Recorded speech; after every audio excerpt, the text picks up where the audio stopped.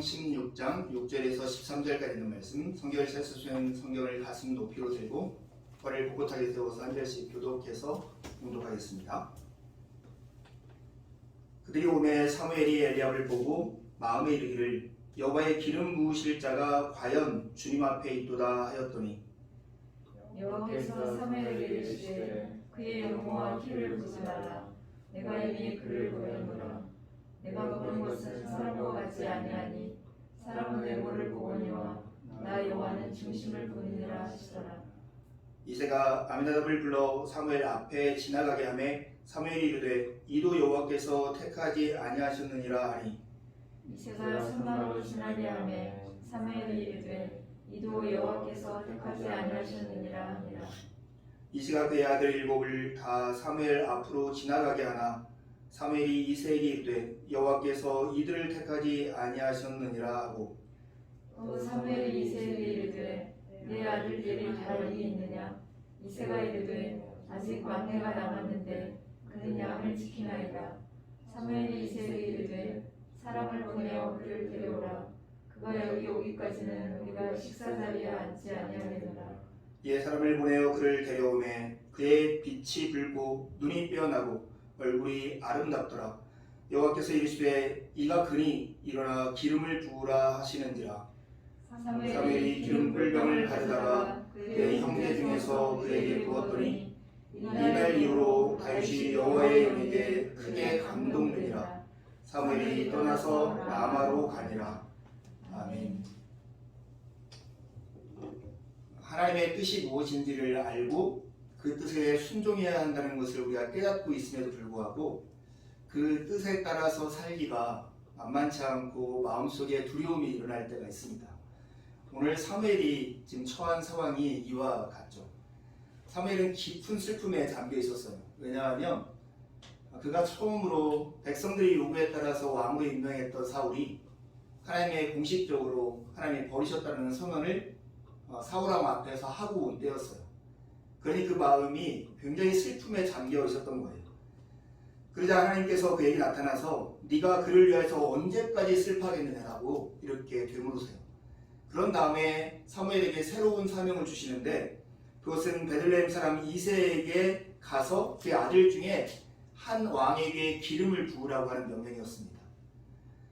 이제 슬픔에 잠겨있던 이 사무엘의 마음이 두려움으로 변합니다. 왜냐하면 버젓이 사울 임금이 살아있고 지금 통치자로 있는데 그렇게 살아있는 상황에서 새로운 임금을 임명한다고 하는 것은 정치적으로 보면 반란을 모의하는 것이기 때문이죠. 그러자 사무엘이 하나님께 묻는 거예요. 사울이 들으면 나를 죽일 것입니다. 사울이 들으면 나를 죽일 것입니다. 그러자 하나님께서 하나의 방편을 주시는데 암송아지를 한 마리 가지고 가서 이새의 집에 가서 베들레헴에서 제사를 드리라는 거예요. 이게 사무엘의 공식적인 일이고 그 일을 하면 의심을 받을지 않을 거라고 말씀하는 거죠. 그리고 이새의 집에 가서 이새의 아들들을 둘러 세워놓고 한 명씩 선을 보게 됩니다. 일종의 우리로 하면 오디션장과 같아요. 심사위원은 두 명이 앉아 있습니다. 한 명은 하나님이시고 한 명은 사무엘이에요. 그런데 이 두 심사위원의 심사 기준이 달랐던 것이죠. 이 사무엘은 그의 외모를 보고 있었고 하나님은 그들의 중심을 보고 있었습니다. 큰아들 엘리압이 사무엘 앞으로 딱 다가왔을 때 사무엘이 정말 이 사람이구나 하는 그 마음이 듭니다. 여호와의 기름 부으실 자가 과연 주님 앞에 있도다. 이런 마음을 가지고 기름을 부으려고 할 때 우리가 정말로 잘 알고 익숙하게 암송하고 있는 말씀, 하나님께서 사무엘에게 이렇게 말씀합니다. 함께 7절 말씀을 읽어보겠습니다. 여호와께서 사무엘에게 이르시되 그의 용모와 키를 보지 말라. 내가 이미 그를 버렸노라. 내가 보는 것은 사람과 같지 아니하니 사람은 외모를 보거니와 나 여호와는 중심을 보신다. 하나님은 외모를 보는 게 아니라 중심을 보신다. 하나님은 겉모습을 보는 게 아니라 그의 속마음을 보신다. 이렇게 말씀하고 있습니다. 엘리압, 아비나답, 그 다음에 삼마 이렇게 7명의 모든 아들이 사무엘 앞을 다 지나간 다음에 결국은 막내 아들에게 기름을 붓게 되는 과정에서 하나님이 하셨던 말씀입니다. 여러분, 하나님께서 외모를 보지 않고 중심을 보신다고 해서 우리가 외모로 하나님 앞에 보이는 모습을 함부로 해야 함부로 해도 된다 하는 의미는 아닙니다. 거꾸로 하나님께서 우리의 속마음을 본다고 해서 우리의 속마음의 어떤 상태만 본다고 생각해서도 안 되는 것이죠. 여러분 7의 아들을 전부 다 버린 다음에 선택한 8번째 아들 이 다윗의 용모가 어땠는가가 12절에 나와요. 12절에 보면 그의 빛이 붉고 눈이 빼어나고 얼굴이 아름답더라 이렇게 말해요. 다윗이 비록 어리긴 했지만 여전히 그의 그의 외모 역시도 만만치 않은 그런 모습을 가지고 있다는 거예요. 그렇다는 것은 우리가 외모와 중심이라고 하는 말을 쉽게 그냥 우리의 마음이 착한 것, 우리의 마음이 선한 것 이렇게만 표현할 수 없다라고 하는 것입니다. 정말 우리의 중심을 보시는 그 하나님의 의도, 그 뜻을 알기 위해서는 우리가 에베소 1장 11절 말씀을 기억할 필요가 있습니다. 주보에 있는 대로 함께 읽어보겠습니다. 모든 일을 그의 뜻의 결정대로 일하시는 이의 계획을 따라 우리가 예정을 입어 그 안에서 기업이 되었나니 우리가 하나님의 백성이 된 그 모습을 이렇게 묘사해요. 모든 일을 그의 뜻의 결정대로 일하시는 이의 계획을 따라서 그 하나님의 예정을 따라서 된 일이라고 말씀하죠. 여기에는 하나님이 누구이신가가 분명히 나타나 있습니다. 하나님은 누구십니까? 바로 모든 일을 그의 뜻의 결정대로 하시는 분이세요. 그러면 이 하나님께서 역사와 개인의 운명을 어떻게 움직이시는가 보면 그분의 뜻과 계획대로 우리 개인의 인생의 운명과 역사를 움직여가고 있다는 것을 우리가 이 말씀을 통해서 알 수 있는 것입니다. 여러분 우리의 삶과 역사는 모든 것을 뜻하신 대로 이루시는 하나님의 계획을 따라 움직이고 있다는 사실, 이 사실을 이해해야 외모가 무엇이고 중심이 무엇인지를 드디어 이해할 수 있는 것입니다. 외모가 아니라 중심을 보시는 하나님은 사람을 선택하시고 그들을 통해서 당신의 뜻을 이 땅에서 이루시고 당신의 선하심을 우리 땅에서 나타내시는 분이십니다. 오늘 말씀을 통해서 이 사실을 알 때 우리는 오늘 제목처럼 두려움이 없는 삶으로 나아갈 수 있는 것입니다. 여러분 우리가 언제 두려워하는 상황에 처하는가 생각해 보세요. 나하고 마주어 있는 상황이나 사람이 있는데 그 상황이나 사람이 나를 적대적으로 생각하고 그런데 나보다 힘이 굉장히 셀 때, 그래서 내가 어찌할 수 없는 상황 가운데 내 마음은 두려움에 사로잡히게 됩니다.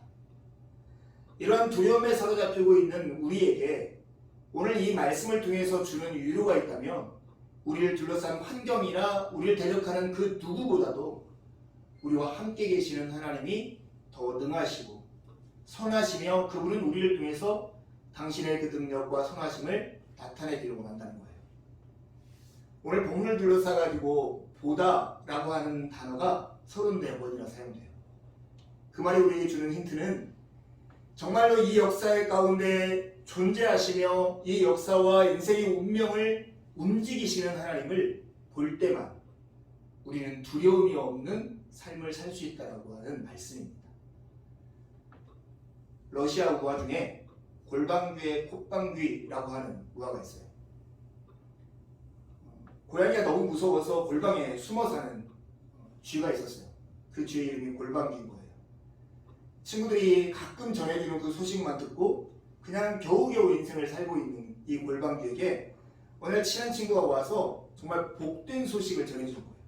그것이 뭐냐면 우리가 정말로 두려워하던 그 고양이 놈이 사자의 발톱에 밟혀서 지금 걷지도 못한다는 소식이었어요. 이 골방귀가 콧방귀를 팍 낍니다. 야 그런 일 어떻게 있을 수 있어? 이 고양이님이 어떻게 사자의 발톱에 밟혀서 움직일 수 없다는 말이야. 그런 일은 세상에 있을 수도 없어. 그렇게 말하는 거예요. 여러분 이 골방귀는 한 번도 자기의 두려움이라고 하는 감옥 밖으로 나가서 자기가 두려워하고 있는 실체인 고양이보다 더 크고 위대한 사자가 있다는 것을 보지를 못했던 거예요. 그러니 그 자기가 두려워하고 있는 상대의 이 고양이가 사자의 발톱에 밟혔다는 이야기, 그 사실을 듣고도 기뻐할 수 없었고 고양이에 대한 두려움으로부터 자유해 줄 수도 없었던 것입니다. 사랑하는 교회 여러분, 우리가 그럴 수 있다는 걸 여러분 아십니까? 우리가 미래에 대한 두려움, 우리가 처해 있는 상황에 대한 두려움, 때로는 어떤 사람에 대한 두려움, 이런 두려움들로 우리가 가득 채워서 예수 그리스도께서 십자가에서 승리하심으로 말미암아 우리가 이 두려워하는 모든 것으로부터 자유케 되었다라고 하는 소식이 우리에게 전해오는데도 불구하고 여전히 우리 마음속에는 그 두려움에 사로잡혀 살고 있지 않느냐는 것입니다. 사랑하는 여러분, 오늘 이 말씀을 통해서 하나님 그분이 누구이신가와 그분이 일하는 방식을 분명히 우리가 복음으로 말미암아 두려움이 없는 인생, 그런 삶으로 나아가기를 바랍니다. 다윗의 특별함이 있다면 이 한 가지예요. 하나님을 향해서 마음이 열려있는 사람이었습니다.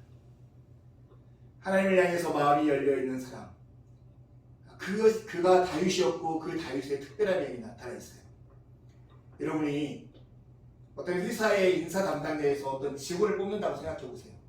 그렇다면 여러분, 엘리압과 같이 신장과 외모와 키가 충분한 사람을 뽑으시겠습니까? 아니면 다윗과 같이 막내 아들을 뽑으시겠습니까? 누가 봐도 엘리압과 같이 갖춰져 있는 존재를 뽑을 것 같은데 하나님은 스펙이 턱없이 부족한 지금 이 다윗을 선발하고 있는 거예요.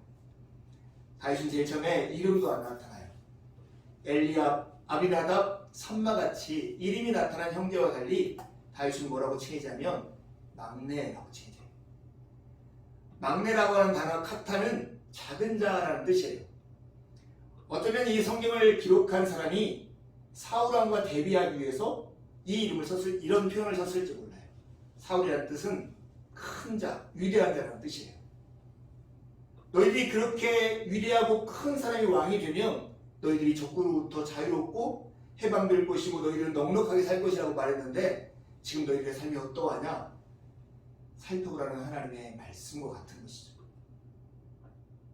사람들이 그렇게 기대하고 사람들이 좋아하던 스펙과 정반대되는 막내, 작은 자를 하나님은 선택하셨습니다. 그뿐만 아니라 그 당시 농사를 짓는 것은 요즘으로 하면 정말로 최첨단 산업과 같은 거였어요. 그런데 목축업을 하는 것은 3D 업종처럼 사람들이 어렵고 더럽고 위험하다고 해서 기피하는 직종 중에 하나가 목동이었단 말이에요. 그래서 지금 다윗은 어떤 일을 하고 있냐면 자기 형들이 정결 예식을 잘 꾸민 다음에 자기 집에 찾아온 위대한 제사장 사무엘과 더불어 하나님께 예배를 하는 그 자리에 초대도 받지 못한 상태에서 지금 들에서 양을 지키고 있었던 거예요. 그런데 하나님은 뜻밖에도 이러한 다윗을 사울을 이을 왕으로 기름 부으라고 말씀하는 거예요. 하나님이 이렇게 말씀하세요. 이 사람이다. 이가 그니 일어나서 기름을 부으라, 이렇게 말씀합니다. 다윗에게 어떠한 면이 있었길래 우리 인간적으로 보면 도무지 납득할 수 없는 상황 가운데서 다윗을 두 번째 왕으로 기름을 붓게 하셨을까 하는 거예요. 다윗의 특별함이 표현되어 있는 성경이 있는데 그게 바로 사도행전 13장 21절과 22절 말씀이에요. 저 후에 기록된 대로 함께 읽어봅시다. 그 후에 그들이 왕을 구하거늘 하나님이 베냐민 지파 사람 기스의 아들 사울을 40년간 주셨다가 패하시고 다윗을 왕으로 세우시고 증언하여 이르시되 내가 이새의 아들 다윗을 만나니 내 마음에 맞는 사람이다. 내 뜻을 다 이루리라. 다윗의 특징이 있다면 하나님을 향해서 마음이 열려 있어서 하나님과 마음이 맞는 사람이었다는 것. 그것이 다윗이 가지고 있는 특징이었어요. 이것은 능력과 다른 태도의 문제이죠. 하나님은 이렇게 당신과 마음이 같은 다윗을 통해서 하나님의 뜻을 이루기로 결정하셨던 것입니다. 다윗은 하나님의 마음에 맞는 사람이었어요. 중심이 하나님의 가능성에 열려있고 그러기에 하나님의 뜻을 기꺼이 받아들여서 자기의 삶이 되게 한 사람, 그것이 바로 다윗이었습니다. 여러분이 외모로 대표되는 능력, 그것이 쓸모 있으려면 전제가 있어야 하는 거죠. 사람의 능력에 따라서 사람에게 이 역사와 개인의 운명을 좌지우지할 수 있는 힘이 있다라고 가정할 때 사람의 외모와 능력은 가치가 있는 것입니다. 하지만 우리가 에베소 1장 11절에 있는 말씀처럼 하나님의 뜻과 그 뜻으로부터 나온 계획이 우리 개인의 운명과 우리 세상의 역사를 움직이는 힘이라고 생각할 때 그러면 개인의 외모보다 더 중요한 것은 우리의 마음이고 특별히 하나님과 마음을 같이 하는 것. 하나님의 권위를 인정하고 그분의 가능성에 마음을 여는 것. 기꺼이 그분을 신뢰함으로써 우리의 삶을 그분의 뜻 안에 두는 순종이 더 복되고 유익한 태도라고 하는 것입니다. 오늘 이 다윗에게 있는 소중하고 귀한 성품이 있다고 하면 이거예요. 그는 형들보다도 작았고 여렸고 지위에서 기회에서 충분한 것을 얻지 못하고 있음에도 불구하고 다윗은 하나님을 향해서 마음이 열려 있었고 하나님의 뜻을 기꺼이 받아들이려고 하는 태도가 그 마음에 있었던 거예요. 하나님은 인간의 능력에 의존하는 분이 아니에요. 오히려 마음을 같이 하는 그 사람을 통해서 당신의 뜻을 이루려는 분이 우리 하나님이세요. 하나님의 이 어떠하신 하나님의 방법을 가장 구체적이고 가장 멋지게 표현한 장면이 있어요. 그 장면은 바로 예수 그리스도가 행하신 겟세마네 기도의 장면이에요. 예수님은 하늘에 있는 12진영의 군사를 불러서 지금 당신을 잡으러 온 사람들을 충분히 극복하고 이겨낼 수 있는 분임에도 불구하고 당신의 뜻과 당신의 능력과 당신의 가능성에 의존하지 않고 하나님의 가능성에 자기의 마음을 열고 하나님의 뜻과 계획을 기꺼이 받아들여요. 하나님, 할 수만 있으면 이 잔을 내게서 옮겨주십시오. 하지만 이게 하나님의 뜻이거늘 내가 기꺼이 이걸 감수하겠노라. 죽음에까지 순종하신 예수 그리스도의 그 순종과 하나님의 뜻을 자기의 삶으로서 구해내는 이 태도를 통해서 오늘 우리가 하나님의 구원을 입게 된 것입니다. 여러분, 하나님은 이렇게 일을 하십니다. 사람의 놀라운 능력과 사람이 가지고 있는 지혜를 가지고 하나의 방법을 이루시는 분이 아니라 하나님을 향해서 마음을 열고 그분의 뜻을 기꺼이 수용해서 하나님과 마음을 같이 하는 그 사람을 통해서 이 땅 가운데 하나님은 당신의 뜻을 이루어내기를 기뻐하시는 분이세요. 이런 하나님을 알 때 우리는 하나님 안에서 진정한 자유를 누릴 수 있습니다. 우리의 능력에 제한을 받지 않고 우리의 실력에 열등감이나 자랑에 빠지지 않고 하나님의 뜻이 우리를 통해서 기꺼이 나타나기를 기뻐하며 살아가는 삶의 자유를 누릴 수 있는 것입니다.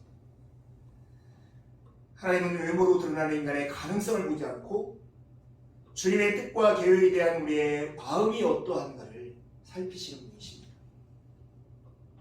하나님의 뜻이 온전히 이루어지는 하나님의 나라, 그 나라는 마음이 가난한 자, 간절히 주를 찾는 자들의 것이라는 주의 말씀이 이런 의미를 가지고 있는 것입니다.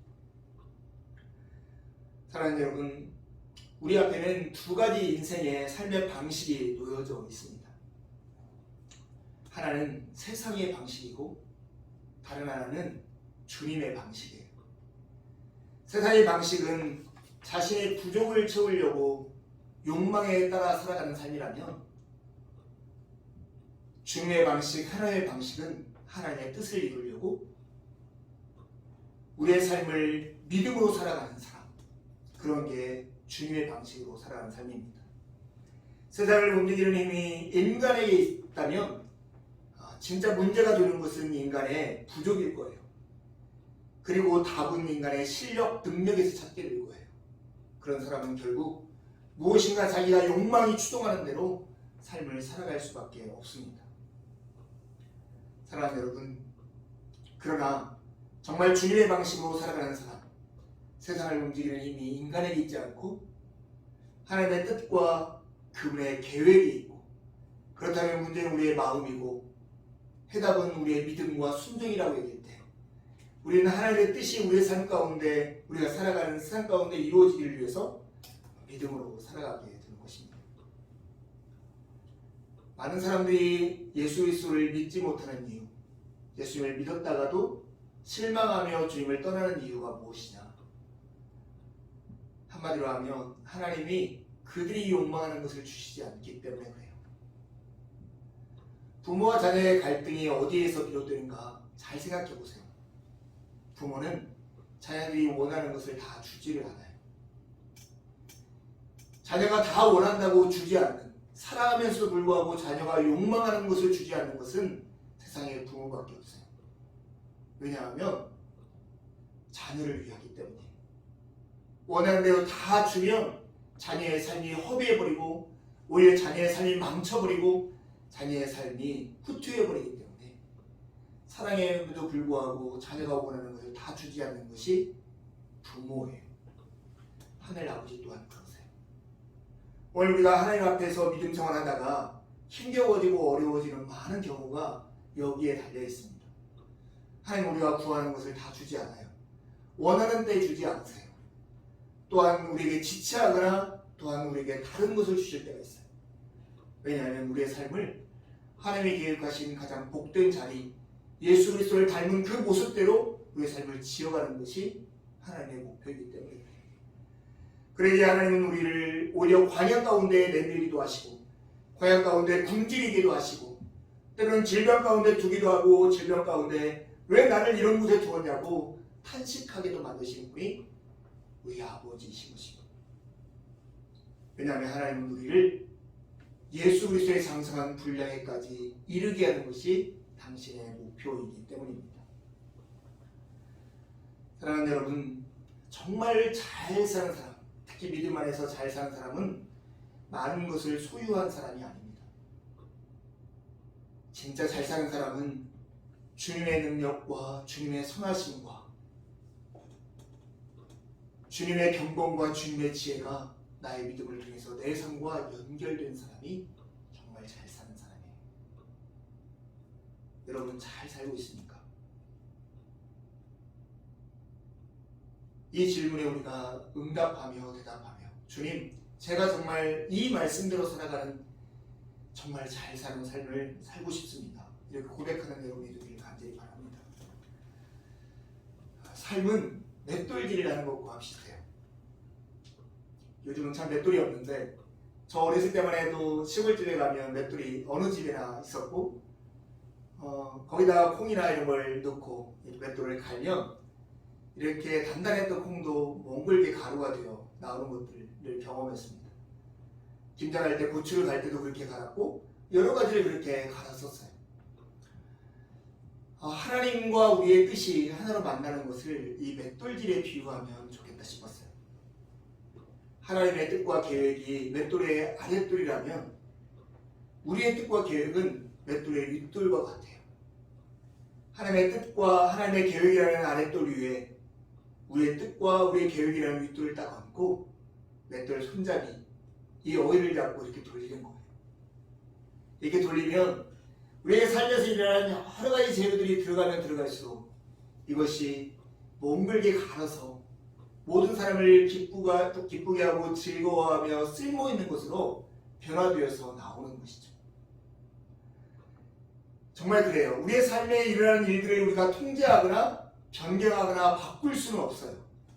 하지만 하나님의 뜻 위에 우리의 뜻을 얹고 그 뜻을 일치시키고 거기에 우리의 삶에 모든 재료들을 넣고 믿음으로 움직일 때 그러면 우리의 삶의 모든 재료들이 하나님의 뜻이 우리의 삶에서 현실되는 아름답고 선하신 모습으로 나타나서 우리와 이웃들이 하나님의 영광을 경험하게 될 거라는 사실입니다. 우리의 문제가 무엇입니까?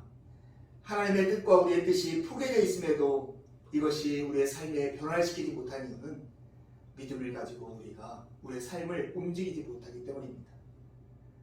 여러분 맷돌의 손잡이를 어휘라고 한다고 하잖아요. 그래서 맷돌이 이렇게 얹혀져 있는데 맷돌 손잡이가 없는 상태를 어이없다 이렇게 표현한다고 해요. 여러분 하나님을 우리가 믿는다고 하면서도 우리가 믿음으로 우리의 뜻에 하나님의 뜻에 맞추어서 이렇게 돌리지 못한다면 정말 어이없는 것 같은 우리의 삶을 경험할 거예요. 오늘 하나님의 뜻이 있음에도 불구하고 하나님의 뜻을 실현하기 위해서는 우리가 두려움으로 가득 차 있는 사무엘과 같은 처지에 있는 상황에 있다면 사랑하는 여러분, 여러분의 믿음의 손잡이로 하나님의 뜻과 여러분의 뜻이 맞물려 있는 곳을 움직여 보세요. 그때 여러분을 통해서 하나님의 선하신 뜻들이 여러분이 살아가는 개인의 인생과 세상과 역사 속에 현실로 되어 나타날 것입니다.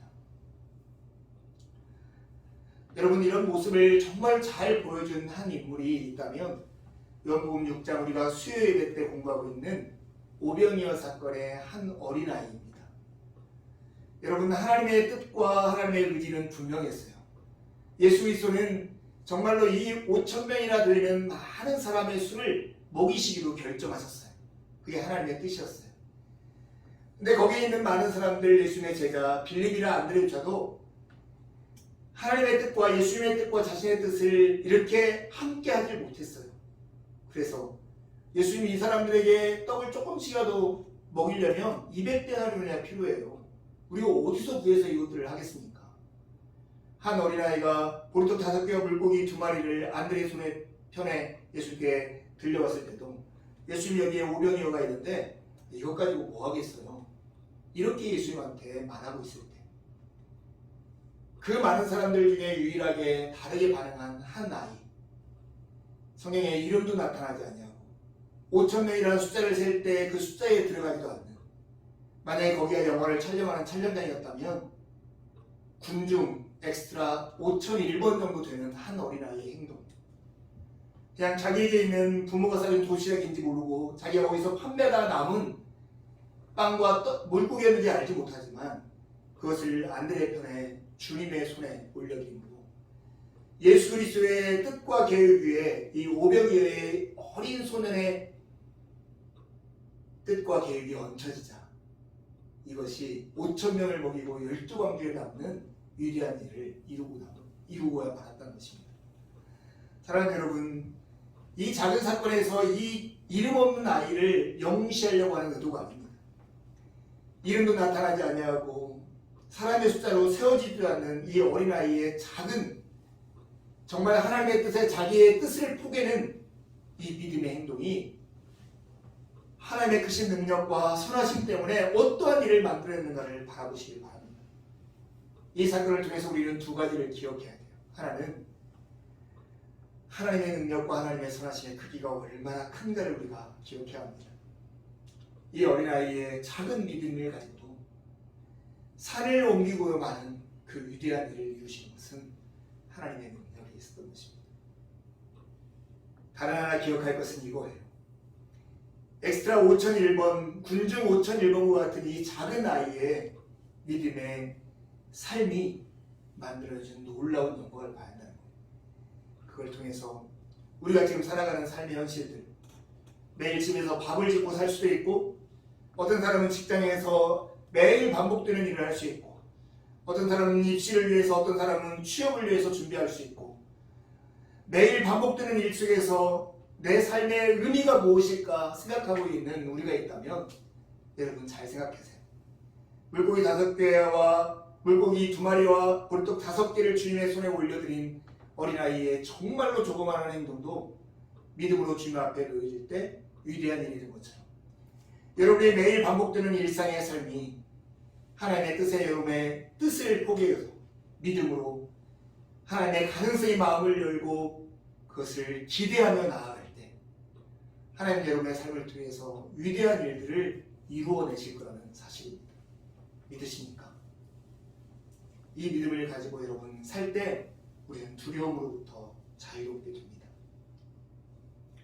여러분 인생이 고되고 힘듭니까? 특별히 권력이 서당게 되면서 여러 가지 불편한 것이 더 드러나고 개인적으로 사업을 하나 장사를 하는 사람은 더더욱이 어려운 때에 우리가 직면해 있습니다. 고들고 힘들죠. 움직이는 것도 힘들고 생활하는 것도 힘들죠. 그러나 여러분 고된 현실을 우리가 피할 수 없다면 그 고될수록 우리가 기억해야 할 두 가지를 꼭 붙잡길 바라요. 첫 번째는 선택이라고 하는 단어예요. 다윗을 하나님께서 선택했던 것처럼 다윗처럼 우리도 하나님의 선택을 받은 자라는 사실을 잊지 말길 바라요. 하나님의 다윗은 사무엘을 통해서 그의 머리에 기름을 부어 그런 은혜를 줌으로써 나는 선택받은 자다 하는 것을 알았다면 우리가 선택받은 것을 어떤 걸 통해서 알 수 있을까요?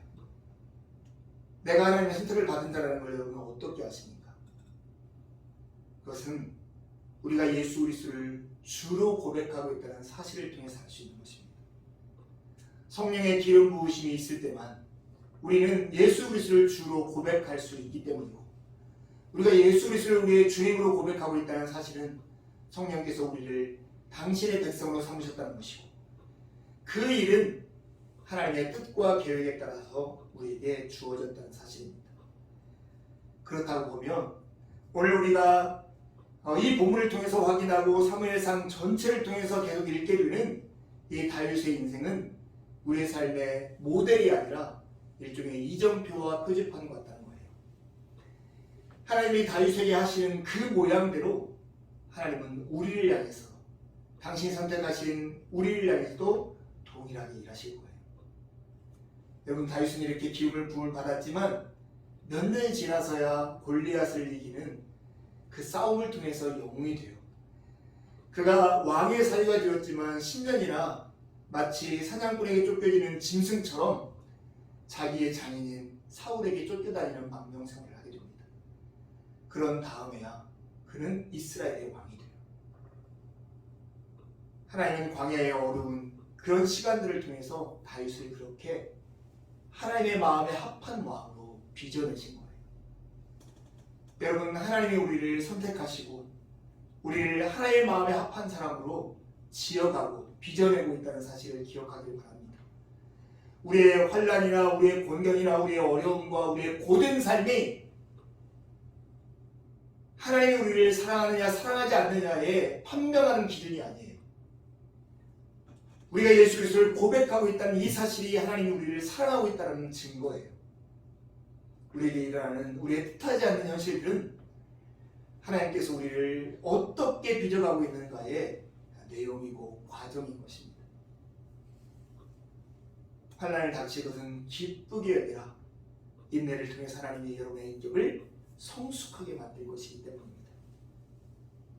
우리는 하나님의 선택을 받은 자다 하는 사실을 인생이 고될수록 꼭 기억하고 붙잡으십시오. 이런 과정을 거쳐서 여러분은 예수 그리스도의 장성한 분량에 이르게 될 것이라는 것이 다윗을 통해서 우리가 확인하는 바입니다. 인생이 고될수록 기억해야 할 두 번째 내용은 성령이십니다. 오늘 13절에 보면 사무엘이 다윗에게 기름을 부은 그날 이후로 하나님의 영이 줄곧 다윗과 함께 머물렀다고 말씀해요. 다윗의 인생 동안 그가 어려움을 견디고 그가 위대한 일을 행하고 그가 실패할 때도 하나님께 돌아올 수 있었던 이유가 무엇입니까? 성령께서 그와 함께 하셨기 때문입니다. 오늘 기름 부음을 받은 다윗과 함께 했던 성령 하나님은 오늘 예수 그리스도께서 우리에게도 보내주셔서 또 다른 보혜사로서 우리와 함께 계시며 우리를 돕는 자 중에 계세요. 내가 세상 끝날까지 너희와 항상 함께 있을 것이라고 하는 주님의 약속은 성령 하나님이 우리와 함께 하심으로써 여전히 우리 가운데 지켜지고 있는 것입니다. 이 복되고 영광스러운 삶 가운데 우리가 놓여져 있다는 것을 잊지 마세요. 애송이와 같은 다윗, 정말 얼굴이 붉고 예쁘장하게 생겼지만 왕으로서 역할을 하기에 턱도 없이 부족했던 이 다윗이 하나님의 마음이 합한 위대한 왕이 되고 이후로 오른 모든 왕의 삶의 기준이 될 수 있었던 이유가 무엇입니까? 성령께서 그와 함께 하시며 그를 이 자리까지 이끄셨기 때문입니다. 여러분의 의지를 믿지 마세요. 여러분의 능력을 믿지 마세요. 심지어 여러분의 믿음도 믿지 마세요. 우리가 믿고 의지할 것은 하나님의 선하심과 성령께서 우리 가운데 일하시고 역사하시는 그 사역입니다. 사랑하는 여러분, 다윗과 역할이 다르지만 우리 역시 부르심을 받은 하나님의 백성입니다. 하나님의 부르심에는 결코 후회함이 없습니다. 왜냐하면 하나님은 우리를 부르신 다음에 아무 일도 하지 않고 그냥 계시는 게 아니라 그 부르심의 목표, 그 뜻을 이루기 위해서 당신의 온전한 능력과 열심과 선하심으로 우리 가운데 일하는 분이기 때문에 그렇습니다. 사랑하는 몸내교회 여러분, 현장에 있든지 이 방송으로 함께 예배하든지 관계없이 여러분 마음을 모두어서 오늘 이 주의 말씀 앞에 서시기 바랍니다. 사무엘은 하나님의 명령을 받고 믿음으로 그 일을 행하였음에도 불구하고 그 일을 행하기에 주변의 상황 때문에 두려움 가운데 있었습니다. 하나님은 이 말씀을 통해서 30번이나 볼 것을 얘기해요. 하나님이 누구신가와 하나님이 어떻게 일하시는가를 볼 것을 말씀했고 사무엘은 하나님의 뜻을 받들어서 여기까지 이뤘습니다. 여러분의 삶 가운데 고되고 믿음으로 살고자 하지만 상황이 너무나 커서 여러분 감히 한 걸음을 내딛기도 두려운 상황 가운데 있다면 여러분 눈을 들어 바라보십시오. 이 역사를 움직이는 손이 하나님의 손이고 하나님은 오늘도 당신이 택하신 당신의 백성 우리를 통해서 그 뜻을 이 땅 가운데 펼치시기를 원한다는 것입니다. 여러분 앞에 하나님의 뜻과 계획이라는 맷돌의 아랫돌이 놓여 있습니다. 여러분의 뜻과 계획이라는 윗돌을 그 위에 얹으시고 이번 한 주도 여러분이 일하는 일이 무슨 일이든 상관없이 믿음으로 하나님의 뜻과 함께 맷돌질을 해보세요. 그걸 통해서 하나님의 선하심을 경험하고 하나님의 은혜를 여러분을 통해서 이웃들에게 흘려보내는 복되고 귀한 한 주간이 되기를 간절히 바랍니다. 함께 하나님께 기도를 드리시겠습니다.